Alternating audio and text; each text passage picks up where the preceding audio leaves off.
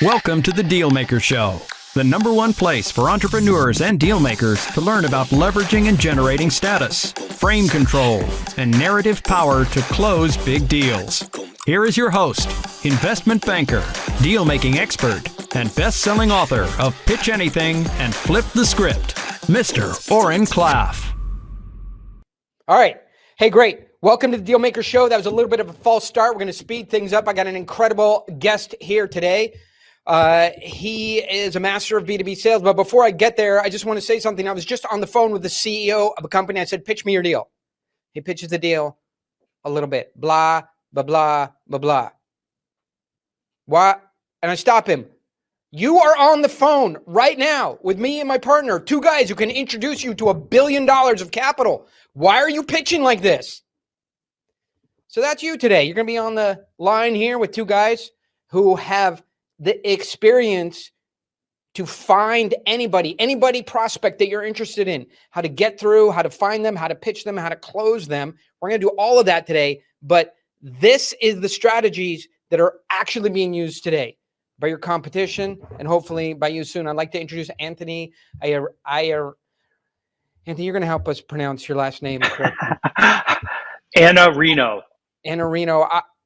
I was prepared for it, and then the idea that I was going to be on the line with you got me nervous. So let me finish my introduction and bring you on fully, right? So welcome. This is the Dealmaker Show. I'm Oren Klaff. This is the place for really lively discussion to discover what's new and interesting in our culture, your culture, right? Technology, what's new in business with a focus on deal making. For you management geeks out there, the OKR is 3 to 5 new strategies per show that you can deploy in your own business as measured by increased revenue. That's our goal here today. Give you some increased revenue. So laughter, conflict, pain, and truth. That's what we're going after. And I have Anthony here to take us there. Anthony, welcome. Thanks for having me on. It's good to meet you finally. Yeah, well, I don't know if we're meeting. Where are you? You're in New York? Columbus, Ohio. Okay. Good enough. But everybody thinks I'm a New Yorker. I don't know why. We got a little chance to talk. What is changing in sales today? Because everything has changed in our culture, everything in our technology, everything in the attitude of buyers. But how does that translate on the ground if you're a B2B sales guy? I'm in 100% agreement with your first statement. Everything has changed. And what I would tell you is that we still train and teach salespeople what we call legacy approaches. So some of these things that people are being taught and trained to do are maybe 53 or 54 years old. So they're completely out of date for a couple reasons. And this is the kind of thing that I think is important for people to understand. In 1967, the year I was born, there was information disparity. So a salesperson would know more than their client knew at that particular time because they would have a lot of information that wasn't available. There's no internet. Go forward a few years to legacy solution, and now it's like find the problem, identify the pain, insert your solution. It just doesn't work anymore. So these legacy approaches have lost their efficacy in part because buyers need something different. And what do they need? They live in a complex environment. It's completely disruptive. It's accelerating constant change. And they can't solve their own problem because they can't solve the problems of solving that problem in the first place, which the first one is, what the hell am I supposed to do right now? Like the world is on fire. What do you do? They can't make sense of even making a decision in this environment without a salesperson coming in and using a new skill, or in that I would call sense making. It's coming in and making sense out of their world, giving them insights and helping them understand the decision that they're making and the nature of that. And so in just a few, go ahead. Well, there's a lot to unpack there. Go ahead. Yeah. All right. So, I mean, I think I'd like to nail down what's changed. First of all, it's perfectly acceptable to not fly just get somebody on a Zoom call. I just pitched, a company in Geneva yesterday, and we're in a go forward mode. They didn't go fly out here, motherfucker. Right? 5 years ago, I'd be on a plane to Geneva trying to land a couple $1 million account. And today they're like, fine, we're talking about signing an agreement over Zoom. Now, that we think the positive side of that, but the negative side is the second that you impress somebody, that you become impressive, they now have the ability to take what you're offering and search the world for someone else. And so my focused question is, by the way, I have all these questions for you. We are not going to get through. Hey, you need to get on a plane and fly out here. No, my focused question is, what steps in your mind can be taken to lock in forward progress on a deal when it's so easy for them to take your proposal, to take your ideas, to take your insight and shop it? There's a number of things that you can do to prevent that. First of all, I'm going to have to give you two other concepts. So I believe that you're going to believe what I believe right now when I say this.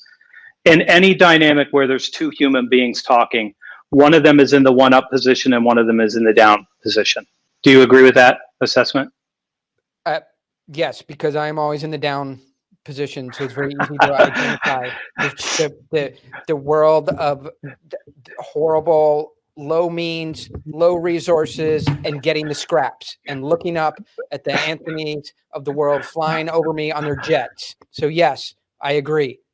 Okay, so one of the things that you need to be able to do is to be non-meek, which means I'm the one in the one-up position. And why am I in the one-up position? I'm in the one-up position because I'm the person who has the ability to get you those results. You called me because you need help getting the results. And if you could get those results without me, you would have already done that.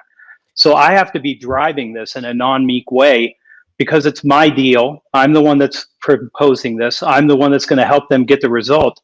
So I'm going to ask some questions, and I'm going to have a number of questions that I ask that remind them that if you look at this with someone else, what you have to understand is it's not their original idea. It's not something that they've executed. There's 4 factors that they don't even know to consider, and 2 follow-on programs that you're not going to be able to do with anybody else but us. So if this is the right thing, we need to figure out how we do it. That's a non-meek approach, but some people don't like that, and they don't like it. So I think what we're talking about here is status, and I agree. Yeah, go ahead. I'm just looking at, that's a dominance hierarchy way too far. It's not. And listen, so let me say this because people pop up and they say things like this. Here's the deal on something like this. If I was buying something from them, they would be one up. They know more about their industry, their business. They're one up in a whole bunch of different places. But where I'm an expert, I'm the person that's one up. So I'm going to try to manage the whole conversation from beginning to end because I have to help them by facilitating their buyer journey. I'm not here for them to drive me through what they think their buyer's journey is because I'm the one responsible for getting them a result. So I think we can sum this topic up. Just taking some notes. When I'm looking down, I'm not checking Instagram, which is something I want to talk to you about, but I'm taking notes. Let's compare our actual scripts on this because, by the way, if you're in sales and you think about scripts, which I think are incredibly powerful, the scripts are much more powerful towards the beginning and much less powerful towards the end, because when you get to the end of a sale, it starts to get entropy, right? Everything is so custom and so unique and so complex towards the end. At the beginning, it's quite simple. But the way I'll see this, the way I think about this is, Anthony, you have this problem. I don't. In fact, I've solved this 1,000 times. This is actually a pretty easy version of it for me to solve, but we're also busy. You have a few minutes here, not to be rude, but to impress the number one person in the world who does this, solves this problem that you have. And while we're talking, your problem is getting worse. Not a problem we have. You have it. So before we sort of give your problem back to you and say, it doesn't feel like a perfect fit, let's try and move this forward and use the time that we have together, you with the problem, me with the having solved this many times, and figure out if our circles overlap enough to do something together. So that's how I try and get control, as you said, over the understanding that you have the problem and we don't, and I am happy to separate and go about my business if we can't get somewhere fairly economically. And now there's rules to the game. And so a couple of things I want to let you talk because it's your show, but I'm going to finish up here. Now we've established a game and it has rules, and the rules are fair for both sides. And so all I've controlled is the playing field. In basketball, they control the game. They decide how wide the court is, how long it is, how high the baskets are, and they tell you when you're allowed to touch and foul people, and then you go play the game. And that's what I want, is a fair game where both sides get to play by the same rules. And so that's the way I think about it. I know you have the same but slightly different version of it. What's your scripting? And by the way, you're so smooth. Like, I think it's unfair because you do these things. You're so calm, collected, and smooth. And I'm like, yes, but then I try it and it doesn't come up. So you're very charismatic. You're like sneaky charismatic. But in the sneaky charismatic way that you do it, walk us through that same formula. I liked what you did. I would do it a little bit different, but not that different. And I would probably say something like, Oren, listen, it looks like this is important to you. It's exactly the right kind of work for us to do with somebody like you. But I have a limited amount of bandwidth that we can do this with over the next 6 months. But it would mean you have to start immediately right now for us to do this. Does it make sense to do that? And if you put it off, what are you going to do instead? So you like to ask questions. Oh, yeah, I like to ask questions. I don't like to I ask like questions. to make, oh, I do. I only like them because that person has to go, well, I don't have anything else to do. Okay, good. Then we should get started. Like, I don't think that questions are good or bad. I just like them when it makes the person have to go into themselves to decide, like, what would I do? And should I do? But you said that if I could get the price down to $30,000 and I had one in red, that you'd take it. And I just happen to have one. So can we go forward today and get you into this vehicle? I would never buy a red car, Oren. I only drive black cars. You said your wife would love a red car. I went and got you. So anyway, let's talk about, I'm going to sell you a car by the end of this.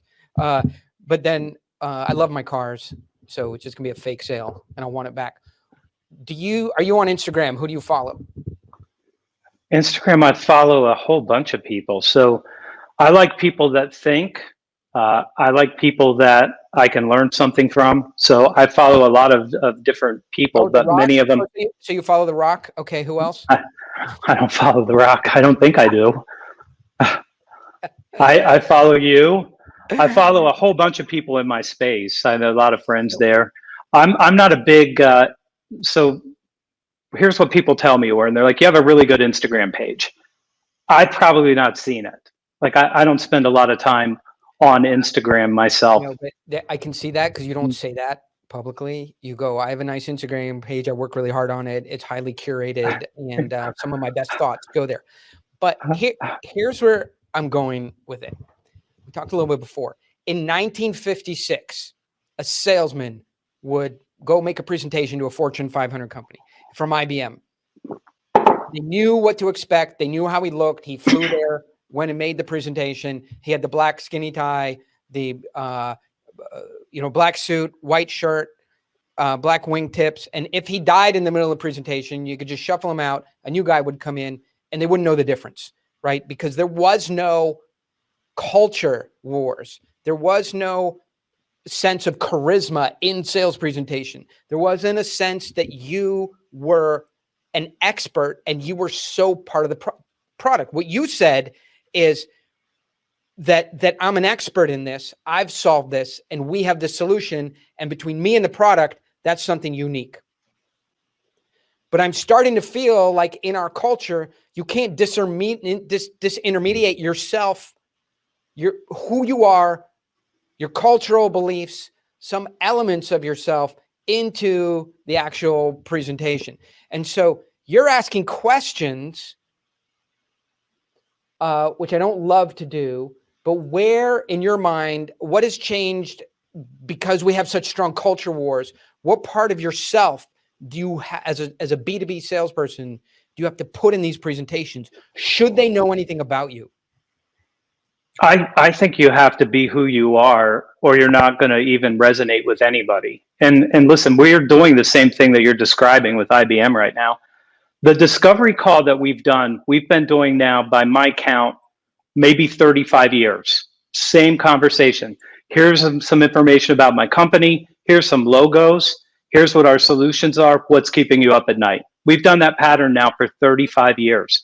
So 2 salespeople walk in. Salesperson A walks in, does that pattern. Salesperson B comes in, sits down in the same chair 2 days later, does the same exact thing that this person is suffering through for maybe the 400th time, because they don't have anything to say. They're not proposing that they have some sort of expertise. It's all, let me tell you about my company. I'm leaning on that for credibility because I don't feel like I have the relevance to do it myself. So what happens at the end of that meeting? 2 salespeople, A and B, if you ask the client, what's the difference between the two? A is a little bit taller and his logo is blue, and B's a little bit shorter and their logo's red. I mean, that's the experience for the person on that end. And if you're not there as a sense maker, if you're not there as an expert, if you're not there to explain to them what they have to change on their side. So this is an important point. Most of the people that are listening to this believe that their job is to displace their competitor and insert their solution. Most of the time that's incorrect. It's not enough. The client has to make a change. So you have to go and tell the client, on your side, you have to do something different. But we're making salespeople meek. We're making them meek in every single way. Can't call anybody on the phone, Oren. You can't call them because that would be interrupting them, and they're going to be mad at you for that. Well, why? What does a meek salesperson say? What does a meek business person say in your mind? I mean, I can go through my last cold call that I took. I take every cold call that comes to my phone. Sure. It's field research, and why wouldn't I? Would now be a good time? For what? Like, there's not even an agenda. But hold on. Hey, Anthony, I know I'm an interruption. If you just give me 27 seconds, I'll show you how I can improve the revenues at your business and change the quality of your quarterly reports. I would never talk to anybody who only needs 27 seconds. Thank you for your time. Like, why am I talking to somebody? That is an old gimmick to try to give the person the confidence to make a call. Like, if you don't already have the confidence inside you that I can help this person, if they let me have a conversation with them, I can help them start solving problems that they believe are intractable. I can do those things, but I'm not going to have to do something is now a good time, is now a bad time. Do you have 27 seconds? All those are just things that somebody taught people so that they would actually make a call. And it's meekness that they're creating. I think this is good. We're coming back around to where we started. People say to me, just get me in the room. Just get me access. I know what I'm doing. I know my product. I know we're the best in the market. I have a good presentation. I sell people all the time. Just get me in. And that's what gave birth to this. I know I'm an interruption. Sorry, Chris. Probably have on here the guy who invented that. And he's like, you know what he's doing right now? He's like, how do I get on this? Get on this call. Put me on this call. Sorry, Chris, you'll be on a different call. Just give me 27 seconds. I know an interruption, but I think I can really change the way you're whatever. And so then you have quite a strong defense of that, but most people say, okay, 27 seconds, whatever. And then they go through the pitch, and then they get in from time to time. Even a blind hog finds a truffle every once in a while. You know, whoever said that, Zig Ziglar, probably, even though I promised never to quote Zig Ziglar, I just did. Or actually, you know who said that? The king of Oxford in 1066 Battle of Hastings, because we don't have blind hog and we don't have truffle. But anyway, so what'll happen is then somebody will get in, they'll get a meeting, they'll do a presentation, they'll start going down. But it's right where you started. I'd rather not be in that sale that way because of the low status position. Right. Beggar. You're like, I'm begging for an opportunity. And so your proposal goes in. You're not an expert. You're not a peer. You're not a high status person. I get a proposal, and now what do? I know I have a baseline of what's possible, and now I go look for a peer, an expert, and a high status person. Sleep with the fishes. Exactly. That's exactly right. And I think that we're underestimating. So there's a lot of things about know, like, and trust. But right now, if you can't create value for me, if I don't think that you're a peer, if we're not equals and you don't bring something to the table, I don't need to buy from you. You're not useful to me. I need somebody who's going to cover the gaps in my thinking because they know more than I know. I need you to be one up so that you can teach me what I need to do to get the results that I need for my business. And we have people doing this in a way that is exactly the opposite. It's proving that they don't have the expertise or the confidence or the status to be able to go in and do those things. And this is where the world has changed. So anything that can be done or transactionally is going to find its way to the internet. If it hasn't already, it's going to find its way to the internet. I can get the information about your company. That's not hard to do. If you don't have real insights and the real capacity to help make a difference, got no use for you. And this is just where we are. I didn't choose this. This is the time that we live in. And this is what changed. Buyers expect more. They need more. They expect you to have something to offer that's worth value to them. And so when people call and they say, do you have 27 seconds? I already know you don't have anything to say. I already know you don't have it because you just told me I don't have an agenda that's worth your time. They project that. So and also, go ahead. I think if you don't have leads, by the way, if you don't have enough leads, you are on fucking drugs. I'm telling you that, right? Like email our team or any, like a tech stack is deployable. Like every known company, client, person, there's data on them. They're in a database. They're reachable by phone, email, Facebook ads. You know, you can spend dollars on them. Now, I mean, the question is between leads is your product intent based or is it interruption based? So that will, if your product is intent based, you sell cupcake sprinkles.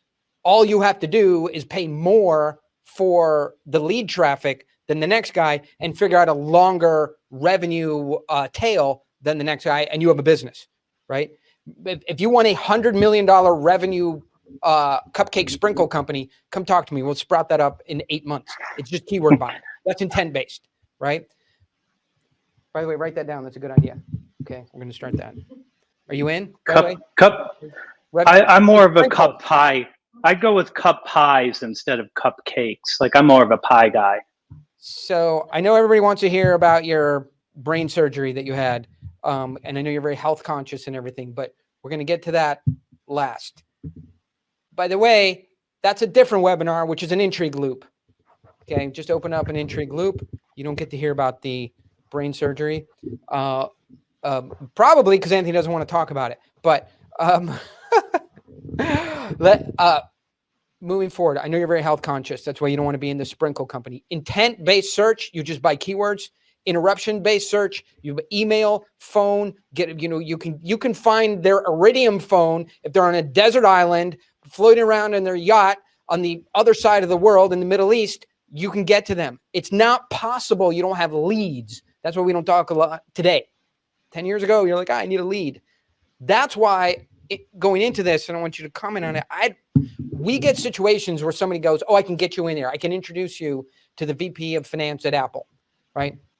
No, not from your dumbass. Do not make that introduction, right? And they're like, oh, I can introduce you. No, do not do that. Because that introduction comes in from dummy number one, then I'm pegged as being an affiliate of this dummy, and I got to fight my way up the status hierarchy, the social hierarchy at Apple to actually have credibility to where I would want to take that meeting.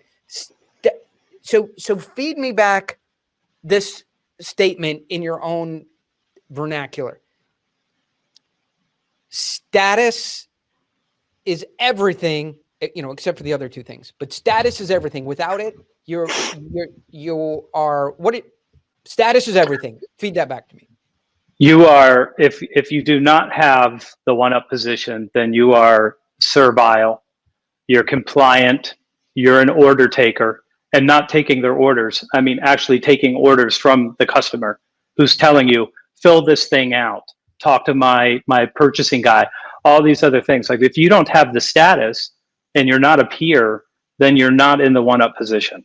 And this is what has to happen if you want to be an expert, if you want to be consultative. And Oren, people, when I ask them what consultative means, they tell me two things. I ask really good questions, fine, and I don't use any high pressure tactics. Okay, fine again, not consultative. Consultative means I'm going to tell you how to run your business. I'm going to tell you how to make this decision because I have greater experience here than you making this decision. Not because I think I'm a higher status person as a human being. I'm sure that in many ways, the person I'm sitting across from are one up over me in a whole bunch of areas because I'm rather narrow. So I don't have expertise in a whole bunch of areas. But where I do, I do. But bro, you get on the phone with a hedge fund manager for whatever reason. I don't know why you're talking to a hedge fund manager, but you are. I like it. So far, I like the script is working great for me here. I like this. And it's a guy manages $8 billion of capital. They're interested in some SaaS software to protect their crypto cybersecurity network. Just happens to be what you do. But you're really talking to a master of the universe. Guy flies around in a Embraer Legacy 600, vacations in the Nice of France in his own home when he's not at Aspen, manages $8 billion and spends and gets invited to the Aspen conference that Bill Gates and Mark Zuckerberg go to. And now you're talking to him. I'm still one up. Let's get inside your head. What are you doing? I'm still one up. What are you doing inside your head? What are you doing inside Anthony's head to stay one up? Because that squashes most people listening to this. Okay, so here's what I'm doing in my head. Oren's a hedge fund manager. He knows a lot. He is a master of the universe, and I'm going to upgrade you and put you in a global 6,000. I think that's where you belong, Oren. You belong in something that's serious, right? You're a serious guy. So I'm going to put you in that plane, but I'm going to say he doesn't know beans from Brussels sprouts about solving this problem with his cryptocurrency hedge fund. So he needs me to come in and help him understand all of the things that he's going to have to factor into a decision about what the right solution looks like. And how am I going to win Oren's business? I'm going to teach him how to recognize all these factors, how to weigh them. So he has an understanding of like, this is why this needs to be more important for you, even though this thing that somebody else told you is important for somebody else who doesn't have a hedge fund. And let me explain to you why. So I'm going to be the one that's teaching and driving the conversation because even though you're a hedge fund manager, you're one down in this particular category. I'm one up. When I need advice on what to do with my money, you're one up, and I'm going to listen to you with wide open ears because I don't want to stay one down longer than I have to. So you're teaching them, but specifically, my guess is you're teaching them how to buy, how to make a decision. So give us an example of that. How to make a decision. Yeah. So let me tell you what. I'll give you one of the easiest ways to try to convey this to people, and it's a triangulation strategy. So a triangulation strategy means I'm going to leave the playing field. I'm not on the playing field anymore because that's where people who don't win play. They are on the field. I'm going to elevate myself. So now I'm sitting next to you as a hedge fund, and I'm going to say, Oren, let me tell you what, there's 4 primary models that people use to deliver a SaaS solution that you might mistake for ours. There's 4 of them. Now I'm going to explain to you what happens when you pick choice number 1. You're going to make a number of concessions around security that will probably not work for you right out of the gate. And then I'm going to explain the entire playing field so that the person understands I'm making a decision about a model. I'm making some concessions. And what's the concession that I'm going to ask you to make, Oren? You're a hedge fund manager. I'm going to ask you to pay more than you would pay for any of these other solutions, because that's the one thing that's going to ensure that you don't have any problems in the future. All the other ones come with a different set of concessions that you're going to agree to, maybe not knowing, but now you know because I just showed you this is what the world looks like. So I'm going to teach so that I'm the one that's actually making the decision. by pointing to it in this particular way and teaching it. You're skeptical. Go ahead. Yeah, no, you're sneaky smooth. You're so good. I was going to swear at you. Please do. Yeah. No. All right. So I agree. How do you, in your mind, so I agree that's status, which is you're good at what you do. If I was going to invest in crypto or whatever that your hedge fund does, I'd buy it from you. But when you buy cybersecurity, you have to buy it from me. You have to listen to me. So I think of like the reason I chose a hedge fund manager, I know these guys. I feel like you can't just be high status. You have to think about where they are and get way up there. So as socially proofed as they are, as big as they are, as tough as they are, you got to go there. There's not I feel like what we could end up here with is younger kids going, I need to show some status. You have to think about where they are and get up there. Not too high, but not still below, right? Peer. You got to at least be a peer. Yeah. And here's the thing, though. This is what young people do. They think it's the watch. And the watch basically just gives you away like that you don't have status. Like, so you can't fake it. If you walk into the room and the presence isn't felt, you already don't have status. And how you walk into the room and how you greet people and your confidence, it's either going to give you away or it's going to prove that you are what you say you are. One of those two things. Whenever I deal with guys managing billions, the first thing I do is I just insult them. It's because when these guys come together, it's very collegial. Hey, how you doing? You still flying? I've seen him. You still flying around in that tiny plane? Well, the Legacy 600 is not a small plane. Well, compared to, Global Express, it is. Yeah, that's so funny. Hey, did you see Jim? And so they're quite testy, and the women too. They're quite testy with each other.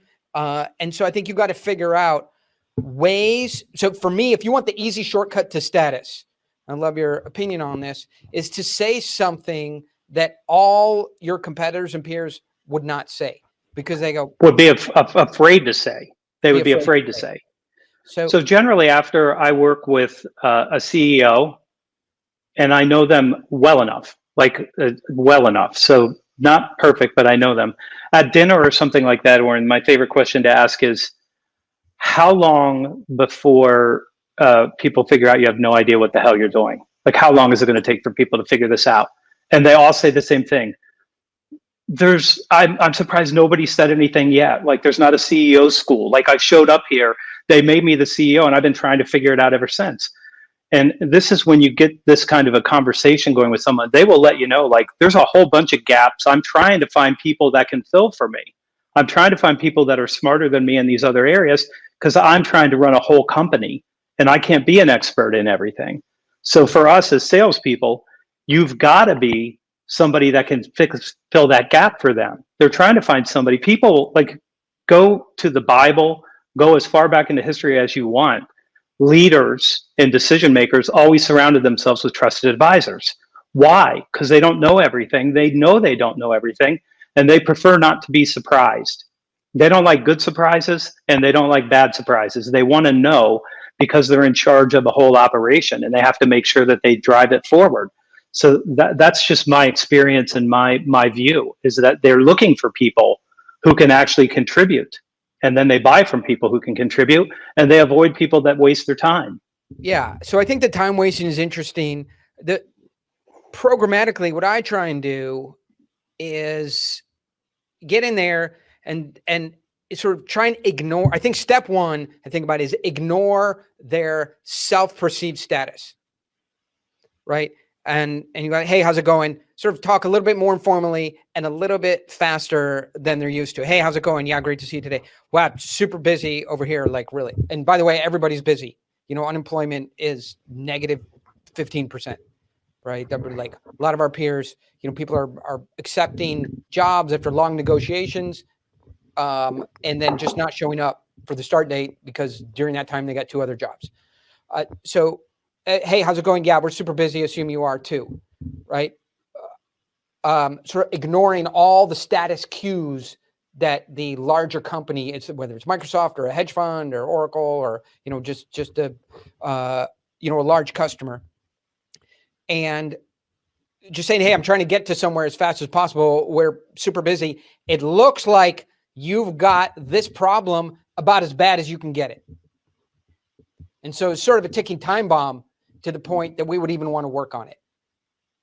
And to me, those are status cues that even if you just started, even if you're just 19 years old, you can deploy immediately and get at the same level of anybody that you're talking to. So agree or disagree with that?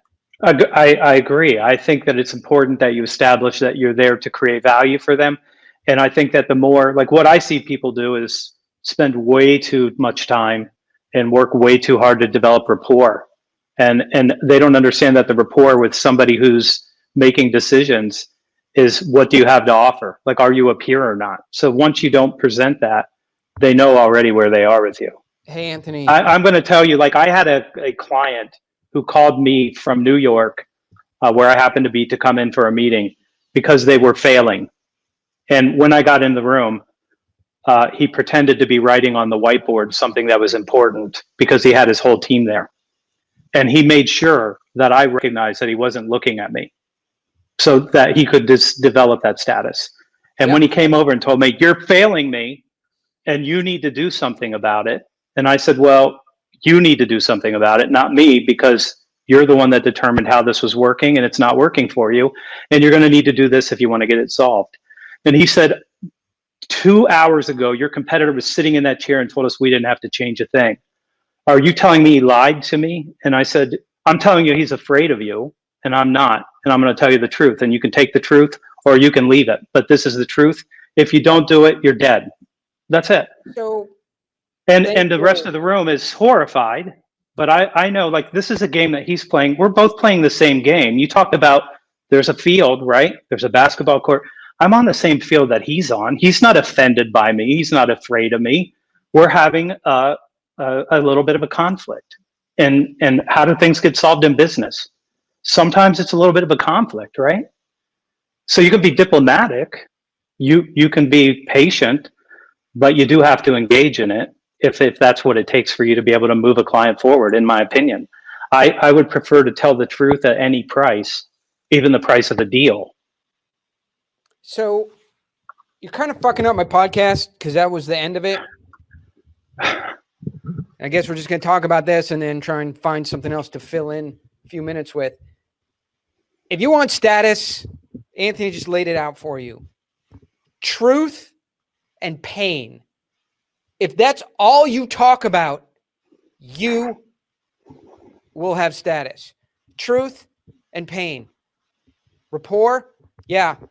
Listen, man, I know, like, if we talk about this long enough, it's probably true that your sister and my brother's sister's boyfriend went to Northwestern University during the same 2-year period. And that is not going to get any, make us feel good. Like we might know each other. I like football. I like pina coladas, walking in the rain, holding hands, Al Pacino movies. Every once in a while I use my laptop to look at some racy videos. Like, what else? Can we rewind this? Is this live? Sorry. I like, NFL. Did you see the Rams Raiders games? Can you believe the Olympics is going to be in Los Angeles? But we're not, that's not going to get us any closer to doing something together, because this is $1 million decision. And as much as it hurts to hear it, I'm busy and I'm going to try and be nice to you. But at some point, if you try and buy advisory services the same way the government buys toilets, I'm out. Right. If we could use our time efficiently and get rid of the kabuki theater, and listen, I know you, by the way, this is called an Eminem movie. Did you see 8 Mile? If you want to know this pitch, just watch 8 Mile. Yeah, I know. I live in a trailer. I've never done a rap song before. My mom, it was in jail. I do drugs.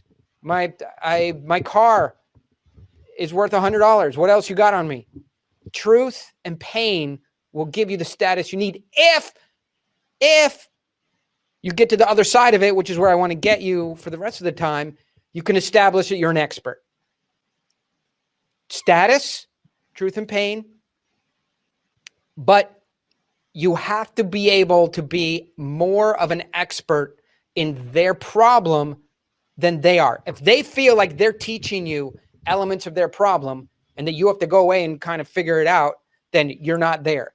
You can have status, but without expertise, you don't own the account. In your mind, Anthony, how do you communicate expertise without telling people how good you are, without showing people logos of things you've done before, or walking them through features of your product?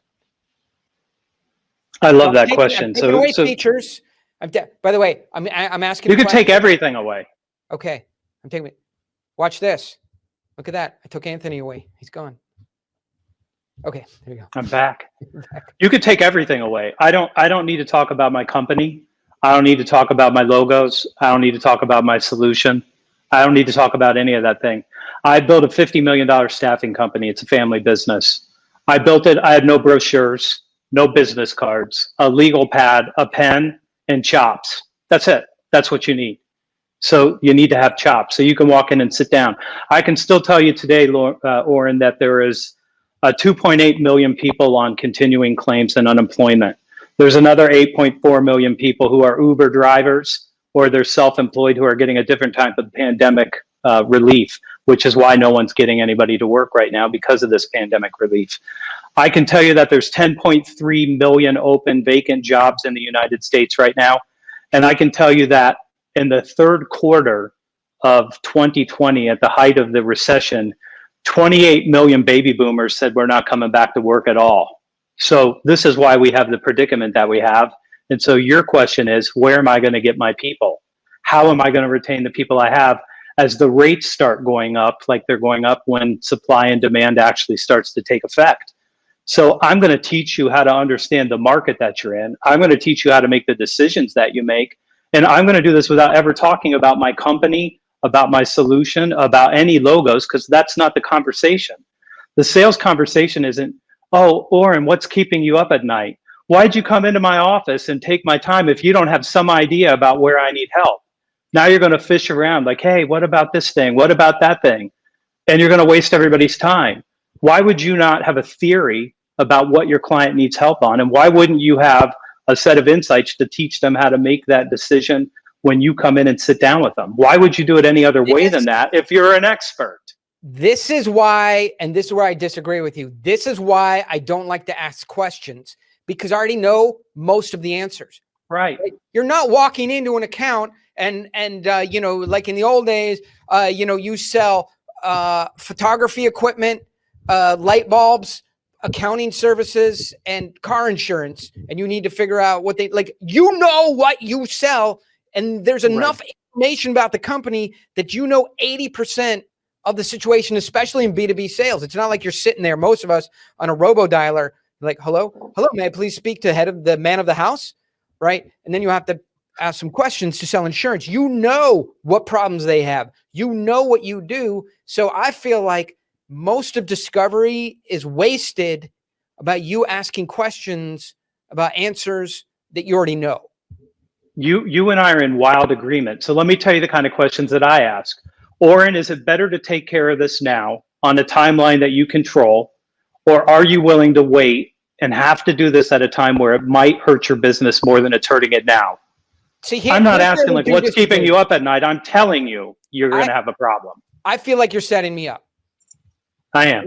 When I hear that question, I get defensive, and it might be because I'm a skeptic, right? And I have a background in engineering, and I work in finance, and there's special sort of circumstances that have turned me into a skeptic, and also I'm in this field. But in general, when I hear a question that's too smooth, I get worried I'm getting set up. Well, you could worry about that, but you still have the problem. So you're either going to do it on your timeline or you're not. Now, you don't have to like it, but I don't really like reality, but I accept it. Like the reality is you either do it and you're proactive about it when somebody shows up and helps you do this, or you wait and you end up with a problem. I don't understand why, as a salesperson, I have to wait until you're dissatisfied and you get hurt before I come in and help you change. What sense does that make? And people go like, oh, I want to be a trusted advisor. Well, waiting until somebody drowns and then trying to resuscitate them is not a great plan. Don't let them drown in the first place. Go and interrupt them, show up there, explain to them the world that they inhabit right now, whether they like it or not, and help them change. And you're right. It's about, do they have the pain? Can you help them with that? Like, that's it.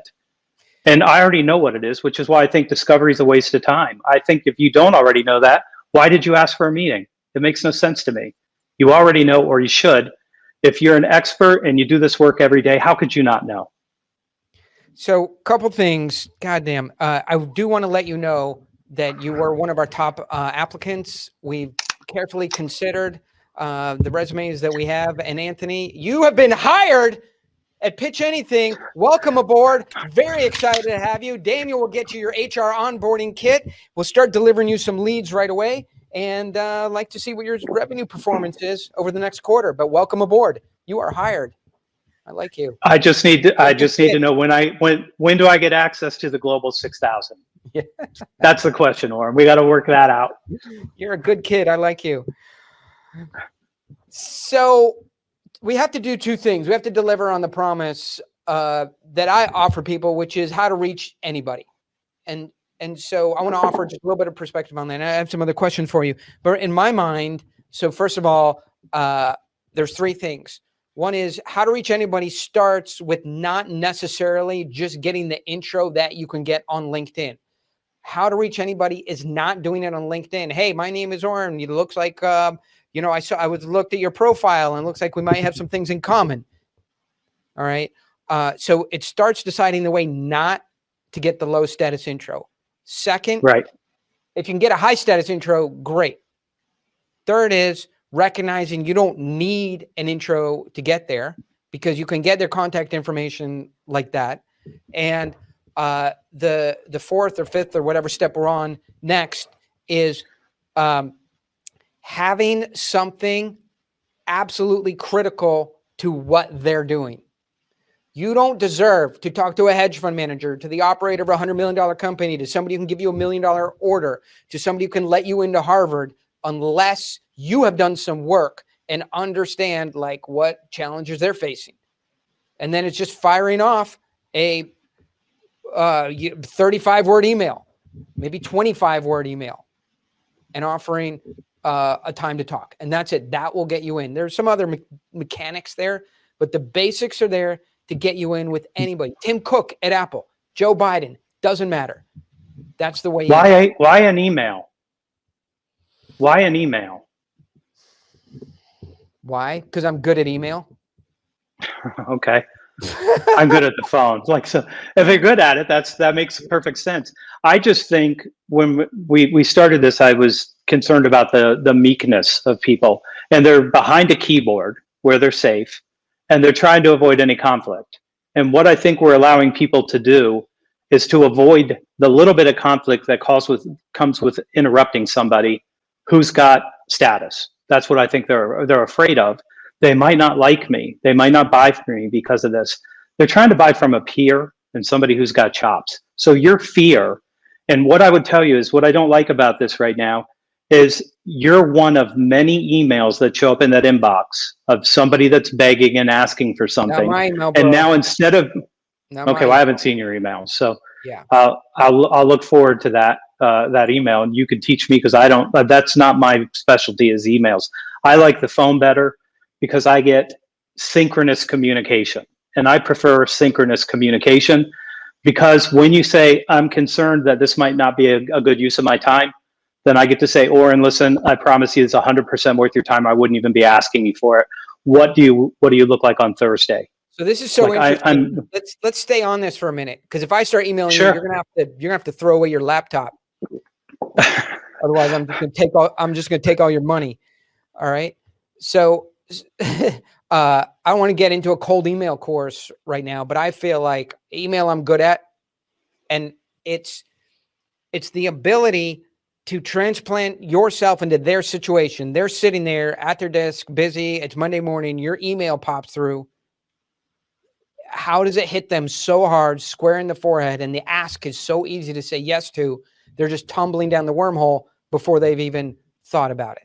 That's what the email has to do. I defer to you on this because this is not that's not my thing. So I don't even know what to do with a phone call though. If I called somebody and they're like, "Hello, hey, this is Oren." Like, but how did you get this number? It's in my CRM. Okay, what's this about? I'm sorry, I'm super busy. I noticed you got a hedge fund, and one of your people reached out to me, Oren, and said that I needed to talk to you about this cryptocurrency thing. I got a solution for you. I want to ask you for 20 minutes of your time to tell you how you should make this decision, whether you buy from me or you buy from somebody else. What do you look like Thursday afternoon? It literally is 20 minutes. I'm going to leave you with some things that you can use to make sure that you get what you need and if you want our help, you'll know who we are and how we think about it. I like it. Like I like it. I do it. I like it. What are you going to do? Like, you got to go. Like, they're on the phone. You got to go. I'll give it to you. But I think for people listening, you're seeing here two guys that there isn't a name in the country that you could list from Bill Gates on down that one of two of these shakedowns. Sorry, did I call it shakedown? What I meant was outreach communication through professional business language and FTC compliant registered communication techniques. So with that, two people that there isn't a person in the country that couldn't shake down a phone call. You know, I think 6 minutes, not 20 minutes, but I understand what you're saying. Do not for a moment think there isn't a prospect that you can't get in with 3 hits of the button, whether it's email or direct dial. The technology, the thing that's changed is the technology has become so sophisticated and usable, and the defenses against those technologies are weak at the moment, and you can get in and connect. Now, that's the easy part. The harder part is the conversion. And so I think that's what we've been talking about the whole time. You better get in there, raise your status. Status is about truth and pain. And I feel like, and we're into nuance here, but the problem that younger people have is cliche. If I am a more senior manager and you are younger, if you're speaking in cliches, if you're reading books from 5 or 10 years ago and things that I've heard 1,000 times or things that we teach our salespeople, I know it's not truth and it's not pain. It's scripted cliche. If you go to write a book, if you read Anthony's book, if you read my book, it's pretty much devoid of cliches. If it has been said before, we try not to say it again because you do not have thought leadership if you're quoting other people or saying things that, dead people from the 1400s used to say. So truth and pain, get rid of cliche is the status. And then you're an expert, not an expert in your solution. See, that's where I think we could be losing people. Hey, I'm an expert in plumbing supplies, right? No, right? Where we lose deals is people go, I love you. Oh my God, you're amazing. I wish you were part of our family. You come over for Thanksgiving. We want to do, would you like to come snowboarding with us? I love you. And I love what you offer. Like, I'm absolutely dead certain you're the best person who has ever done this since the dinosaurs walked the earth. You're amazing. Great. Let's sign it up, motherfucker. But I'm just not confident enough, to commit a couple $1 million that you've done it in our business. So it's not that you're an expert. It's not you don't know the credentials. It's not you don't know the statistics. It's not you don't know the logos. It's not that you've worked for Microsoft. But have you done it in our exact situation? I think that you're creating certainty, Oren. Yeah. If you're not creating certainty, you've already lost. And so great, you understand your plumbing supplies. Congratulations. I need to buy 2 million, but I need to make sure that it's going to work. I'm going to need to make sure that it's going to be correct for us. It's going to be delivered. Like, I have 20 other things that are problems for me that I'm not going to do on your personality. I do like you. And I hope that sometime we get to have lunch, but ultimately I have to buy from somebody who can move my business forward. You're enabling a decision. Chris Beal from Connect and Sell said people buy from people they trust to make a decision they don't trust themselves to make. That's right. Hold on a second. That was the reality is that which when you look away, it's still there. But tell me what Chris said again. He said people buy from people they trust to make a decision that they don't trust themselves to make. Sure. You're still working on it. You had to shut your eyes to go through the math on that. I know. When Chris said it, it took me a while. I think everything you're doing, I mean, for me, trust is an issue because trust takes time. Trust requires human cycles. Trust requires relationship. If I love these videos on TikTok or Instagram, these trust falls, where people stand up and then they fall, except that they're not holding their hands tight enough and they fall, or the guy jumps and he completely misses the guys that are supposed to catch him. So trust falls. I love watching those because they remind me how difficult trust is to make and gain and maintain. I feel like in a sale, it's hard to get trust. I think what you're looking for is certainty. That's what I call it, certainty. Like it's certainty. So Chris, who I know well, says, they're looking for them to trust. I don't go after trust because I don't think there's enough cycles in a business development or sales or pitch cycle to really get trust. Now, you could start to get little pieces of it. You can start to lay down the road for it. You could start to develop the elements of trust, but that really, I think of trust like, hey, I fucked up. I was supposed to get this to you. We didn't. You're in pain. I know you are.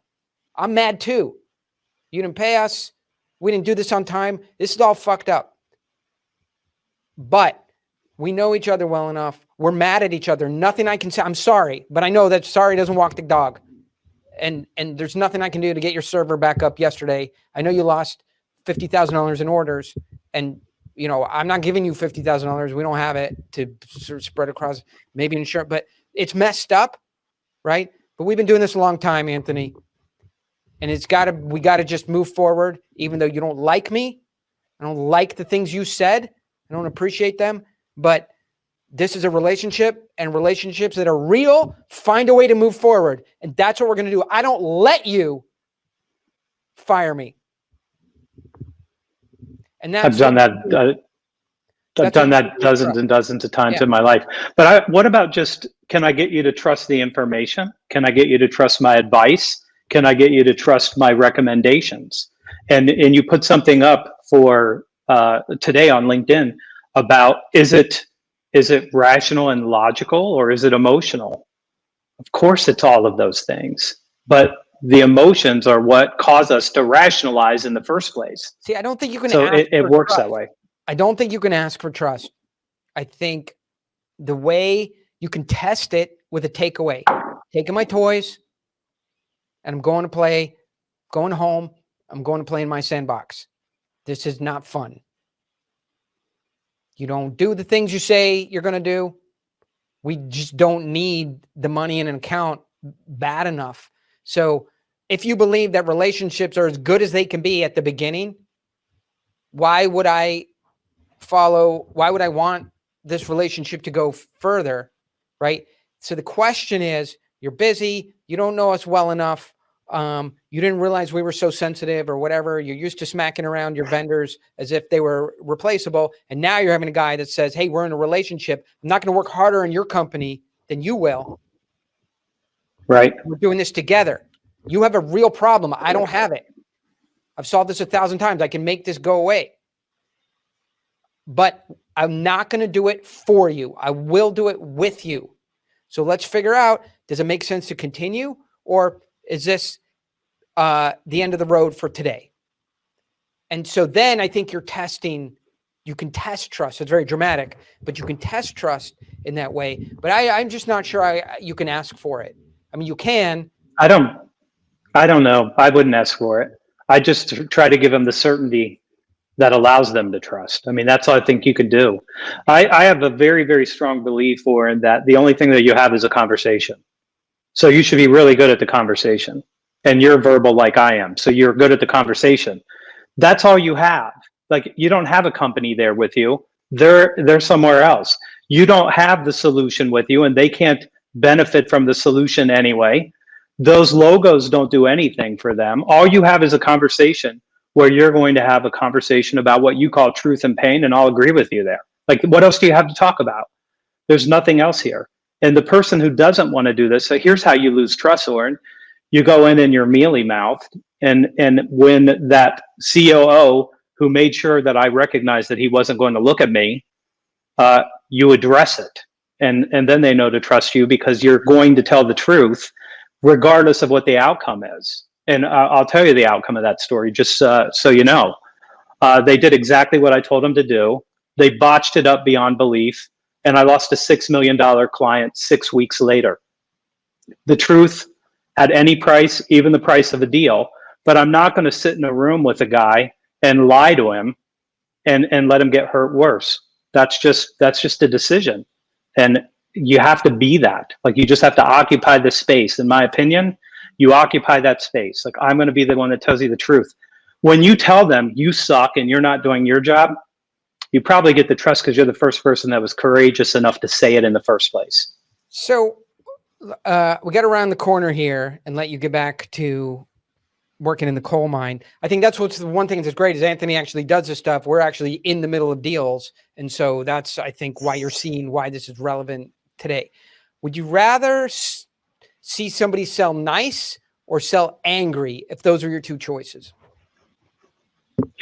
I would have to go with angry more over nice. I don't know. What are you projecting with nice? I mean, so I think the problem that we have, and I'm not saying don't be diplomatic. Diplomacy matters, but if you want to be liked, so it's good to be likable. It's awful to need to be liked. Those are two very, very different positions. If you have a natural charisma and you've got a personality, great, use it. If it's pleasing personality and people like you, great for you. But if you need to be liked, you're a beggar. Like, you're in there and you're in a very low status position if you need that. Yeah, here's how I agree. Here's how I solved it, because I enjoy being nice. I like to be liked. I get needy. I get reactive to people. And so what I've trained myself to do is be angry at problems. I am so fucking mad that this problem exists for you when it is like boop, boop, boop, boop, boop to solve, right? Like, I could fall asleep after a late lunch and my head can hit the keyboard and the keys my forehead just wipe across the keyboard and solve this problem. Like, this is stupid that you're suffering through this. I like it. You got a villain. Yeah. The villain is a problem. You get mad at problems, right. Then you have the ability to defend yourself by being the nice guy, low status, taken advantage of, but you can be kind and you can give people enough time to make reasonable decisions and not be pushy, but be mad and pushy about the problem. And either we're going to fix it or we're not going to fix it, because you have the number one expert who does this kind of thing. And I will give you enough time to understand the right way to do this, how we do this, why it's important, what it costs, let you sleep on it, give it the weekend test. But if this goes on, I am quite confident this problem continues over on your side. I'm quite confident where it's going to end up, right? And that's nowhere good, and I don't want to be any part of it. Let's get this solved. And something that you said is very interesting. Either do it with me or do it with someone else. But I'm mad at the problem. Yeah, that's right. And the do it with me or someone else is like, look, this is the right answer. How can you trust it's the right answer? Because you're going to do it with me or you're going to do it with someone else. And if they tell you not to do this, then they're wrong and they're not giving you the best advice. So that's part of it. I do want to say one thing about what you said there. If you are a young person, if you happen to be a young person, or maybe you're just somebody who wants to be liked and you think that that's a good path, the hack that you just gave them, the psychological processing that you do there to say, like, I'm going to go in and be pissed off at the problem. If that can get your heart just get a beating a little bit harder than it is right now, you're going to do better in that. You will do better in that meeting. There's zero doubt that energy is going to come across as confidence and concern, and that somebody's got some expertise and they're trying to help me with it. I thought that was a brilliant. It's not something I've ever seen or heard anybody say before, and it was. I think it's incredibly useful. Thank you. I appreciate that. And one other thing that we're on this, I feel like if you're under 30 and you're really get committed out of this call saying truth and pain gives me status, do not ask people if you can tell them the truth. If you have the truth, you say it. You don't ask permission to tell the truth, because that's what we'll see happen unless you add that step into it. Hey, Anthony, really quick. You had when you were younger, you had this surgery. We don't have to get into it. I've told this story many times. Okay. I was 25 years old. I was in Los Angeles fronting a hair metal band. I know it's hard to believe at this looking now, but I had hair to my waist and I was a front man. And I walked up the steps of my Brentwood apartment. I had a grand mal seizure. And it turns out I had something called an arterial venous malformation in the back front right lobe of my brain. And it was a very, very big knot that was pushing on my brain. And that's what caused me to have the grand mal seizure.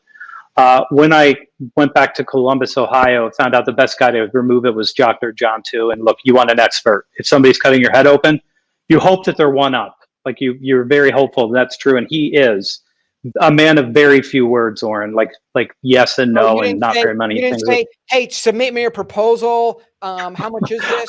Like, I do it with you if I could get a 20% off and, a coupon. I don't want to pay a lot for that fentanyl. Okay. Yeah, I don't want to pay a lot for fentanyl. What do you charge for fentanyl in your surgery? Yeah, I don't know. I asked two questions. Yeah. I asked two questions. I said, how many of these have you done? And he said, thousands. The only word he said. And I said, do you believe that you can remove the AVM from my brain? And he said, yes. And that was the two questions he answered. They put me to sleep. I was kind of awake, and they glued it shut with a type of epoxy. So that was a 9-hour surgery I was awake for. And then the next day they cut out the AVM, and without telling me that they were going to do this, they cut off a piece of the back front temporal lobe. So I woke up to the news that they had to cut a piece of my brain off. So that was an interesting experience. I will tell you, anytime somebody says, do you remember that time where you did this really embarrassing thing? It got cut out. Like, I have no recollection of anything that's inconvenient for me now. And after that, I went to college, then I went to law school, then I went to Harvard Business School. So I just tell everybody that was what was holding me back. Yeah. So thank you for sharing that. It takes a lot of courage to share, something like that. I know you're inured to it. You've talked about it a few times, but still, we have to share that live on the internet. But, can you stop telling us about your problems and why you can't get something done? Think about Anthony and having it go through this situation. So we don't really need to hear about how hard all the things that you have to do are. That's really amazing. What is your favorite hair metal band? I'm sorry. Did you The hair metal band that caused me to start a rock and roll band was Whitesnake. And it was because I took my girlfriend to the Whitesnake concert. And when I saw her looking at David Coverdale, I was like, I'm in way deep trouble right now. Like, she's looking at him in a certain way. And I was like, I'm starting a rock and roll band immediately. It was the right decision to do that at that time. I think for people, who don't know hair metal bands and they look at it and they go, this is a joke. But if you look at David Coverdale's actual credentialed musical chops, I mean, his brother's in Led Zeppelin. He was in some of the iconic bands to come out of the late 70s, early 80s. Like, these are real musicians that very unfortunately got pushed into 80s hair metal and had to sort of dress that way and wear their hair that way in order to produce music. And it is, one of their biggest regrets is sort of the comical clownish nature of those, but someone like David Coverdale is one of the iconic and most talented musicians of the modern era. And you should not look in any way past the fact that their name of their band, it has the word snake in it. But that is, do you know the band? Do you know the band Merciful Fate? One of my favorite songs. I saw. Yeah. I saw Merciful. I saw them at the Newport Music Hall with Armored Saint and Slayer. Yeah. So my best song by Merciful Fate, if you guys are interested in listening to some really good music, Nuns Have No Fun.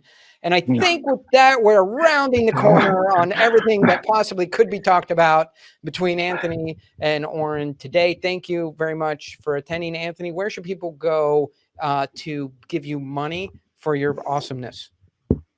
thesalesblog.com. I post every day there, so that's the right place to go. You can sign up for the newsletter there and we'll send you stuff. All right. So cancel whatever you're getting from me and go get the real stuff from Anthony over at the sales blog, the sales blog. The sales blog. Yeah. Because Gittimer took salesblog.com and never did anything with it for like 15 years. And then called and complained that I did. Like that fucker. The sales blog. Yeah. Yeah. I know, Jeffrey. He's quite difficult to work with, actually. But you know, I guess all these people, Jeb and you and Anthony and Jeffrey, all have to get along. So with that, invest some time in Anthony's material. It's fantastic. I really appreciate for the truth and the pain that you've shared here today. And I think all of us can do a lot with, by listening to how you've laid it out, but also just the pedigree and poise that you have in your delivery. It's just a masterclass in smooth, confident, poised, and direct. And this is what buyers want to see. I'm very impressed by it. Thanks, everybody, for being here today. We'll see you next time on the Dealmaker Show. Thanks, Anthony. If you're planning to become a deal maker at this level, make sure to join the Daily Dealmaker. We get into one little piece of this daily. And so you're just stacking and stacking and stacking these tools and tactics and strategies until they come out of you as naturally as they come out of me and the people that I work with. Add the tips, tools, strategies, tactics a little bit every day. And by the end of a year, you'll be a totally different, new, improved person and a very strong deal maker. Hey, thanks for listening, and be sure to stay tuned for more great content from Oren Klaff. If you want to get daily insights and additional assets, go to orenclaff.com/daily and sign up for a 7-day trial of the Daily Dealmaker. See you next time.